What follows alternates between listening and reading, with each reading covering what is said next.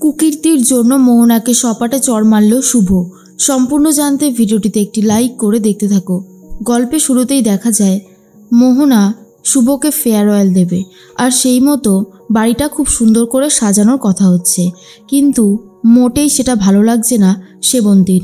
সেবন্তী বলে, মোহনা তুমি কিন্তু অনেকক্ষণ থেকে অনেক বাড়াবাড়ি করছো, এগুলো আর মেনে নেওয়া যায় না। মোহনা তখন বলে, কেন? এই বাড়িটা এখন আমাদের, এই বাড়িটায় আমি যা খুশি তাই করতে পারি, আর শুভলক্ষ্মী এখন আপনাদের পরিবারের কেউ হয় না। সেই কথাটা বোধহয় আপনারা ভুলে গেছেন, আর সেই জন্যই এরকমটা বলছেন। শুভলক্ষ্মী আর আয়ান দুজনা ডিভোর্স করিয়ে নিয়েছে, ব্যাস, আর তো কোনো অসুবিধা নেই। এরপর সেবন্তী বলে, তোমার জন্য এই সব কিছুর পিছনে দায়ী শুধুমাত্র তুমি যদি এই বাড়াবাড়িটা না করতে তাহলে হয়তো আজ এরকম দিনটা আসতো না। মোহনা তখন বলে, ধরে নিন আমার জন্য, তো অসুবিধার কি আছে। এর মধ্যেই তখনই ওপর থেকে নেমে এসেছে শুভ। বুঝতে পারে মোহনা সেবন্তীর সাথে খারাপ ব্যবহার করছে, কিন্তু শুভ কিছুই করে উঠতে পারে না। আর তার মধ্যেই মোহনার সাথে এগিয়ে গিয়ে কথা বলতে থাকে সেবন্তী। মোহনা সেবন্তীকে এমন জোরে ধাক্কা দেয়, তার কারণটা হলো সেবন্তী মোহনার গায়ে হাত তুলতে চেয়েছিল। এরপর মোহনা বলে, না, সাহস দেখে আমি অবাক হয়ে যাচ্ছি। এমনভাবে ধাক্কাটা মারে যে শুভ না ধরলে সেবন্তী পুরো পড়ে যেত। আর এরপর শুভ এগিয়ে যায়। মোহনা তখন বলে, কি ব্যাপার, এবার তুমি কি বলবে? তখনই শুভ বাঁ হাত দিয়ে মোহনার গালে সপাটে এক চড় কষিয়ে দেয় আর বলে, একজন বয়স্ক মানুষের সাথে কথা বলতে তোমার এরকম স্বভাব কেন লাগে? হ্যাঁ, তুমি জানো না যে উনি আমার মা হন, আর তুমি আমার সামনে দাঁড়িয়ে আমার মায়ের গায়ে হাত তুলছো? তোমাকে আমি ছাড়বো না মোহনা। এর মধ্যেই মোহনা বলে, তোমার এত জেদ কোথা থেকে আসে শুভলক্ষ্মী? দাঁড়াও, তোমাকে আমি এক্ষুনি এই বাড়ি থেকে বার করে দেব। এই বলেই মোহনা শুভলক্ষ্মীর হাত ধরে টানতে টানতে বাইরে নিয়ে যায় যে শুভলক্ষ্মীকে আজকে বার করে তবেই ছাড়বে। তখনই আদ্রিত গিয়ে শুভলক্ষ্মীর হাতটা ধরে নেয়।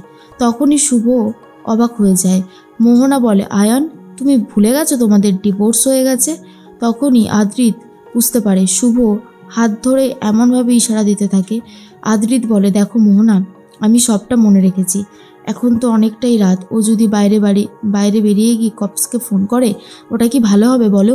তাই বলছিলাম আজকে রাতটা একটু ম্যানেজ করে নাও, কাল সকাল হলেই না হয় ও চলে যাবে। মোহনাকে বুঝিয়ে সুঝিয়ে আদ্রিত ওপরে নিয়ে যায়। আর এরপরে সেবন্তী বলে, আমি ভাবতে পারছি না যে আদি এতটা বদলে গেল কি করে এতটা বদলে যেতে পারে আমার ছেলেটা। তখনই শুভ ভাবে, সময় নষ্ট করলে হবে না, মোহনার 6 বছর আগেরকার ঘটনা আমাকে যেভাবেই হোক খুঁজে বার করতে হবে। এরপর কম্পিউটার নিয়ে বসে পড়েছে, কিন্তু এমনভাবে সুনন্দা আর আকাশ ব্যাপারটাকে ধামাচাপা দিয়েছে যে শুভলক্ষ্মী কোনোভাবেই আর খুঁজে বার করতে পারছে না। এর মধ্যেই আদ্রিত মোহনাকে শান্ত করবার চেষ্টা করে। আদ্রিত বলে, মোহনা, তুমি একটু ঘুমানোর চেষ্টা করো, দেখবে শরীরটা ভালো লাগছে। মোহনা তখন বলে, আয়ান, আজকে তুমি আমার সাথেই থাকবে, আমার খুব খারাপ লাগছে। শুভলক্ষ্মী আমাকে চড় মারলো, আমার এটা একদমই হজম হচ্ছে না।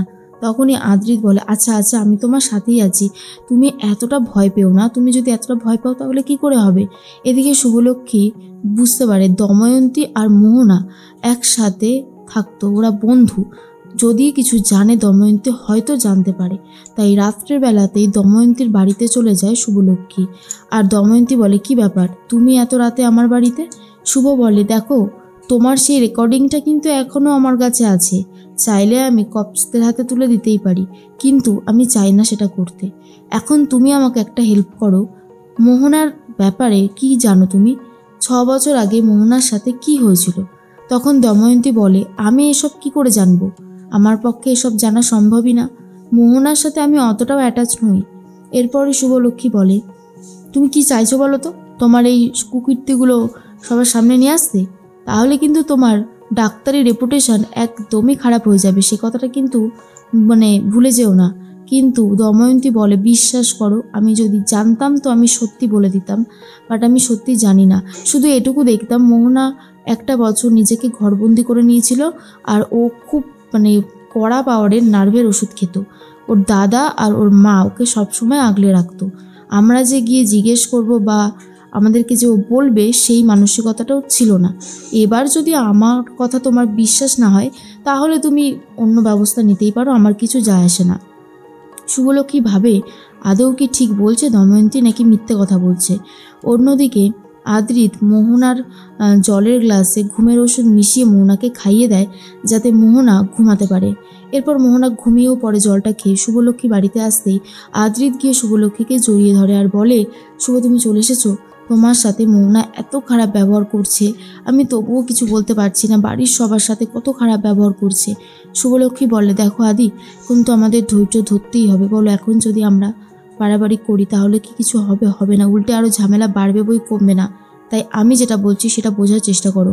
ঠিক সেই মুহূর্তেই মোহনা হাততালি দিতে দিতে বাইরে বেরিয়ে আসে আর বলে, আয়ান, তার মানে তুমি আমাকে প্রতিনিয়ত ঠকাচ্ছিলে, তাই তো?